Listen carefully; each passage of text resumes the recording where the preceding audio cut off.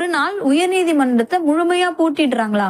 ஆமா, ஒரு நாள் பூட்டுறாங்க. இதுக்கான வரலாற்று காரணம் பார்த்தோம்னா பல பேர் பலவிதமா சொல்றாங்க. அதுல ஒரு காரணம், பெரிதிம்மப்பா அப்படிங்கிற ஒரு நபருடைய இடமா இது இருக்கு.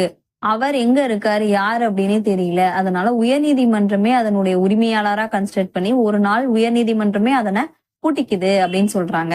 இன்னொரு புறம் சின்ன கேசவ பெருமாள் கோவில் அந்த இடத்துல இருந்துச்சு. அந்த கோவிலை ஆங்கிலேயர்கள் இடிச்சிடுறாங்க. அந்த இடத்துல எதிரிகள் வராங்களா இல்லையான்றத கண்காணிக்கிறதுக்காக புல்வெளியா மாத்துறாங்க. அந்த புல்வெளிய காலப்போக்குல உயர்நீதிமன்றமா மாறுது அப்படின்னு சொல்றாங்க. மக்கள் நடமாட்டத்துல 100 வருடம் ஒரு இடம் இருக்கு அப்படின்னா வசதி உரிமை, ஈஸ்மெண்ட்ரி ரைட் கேட்கலாம்.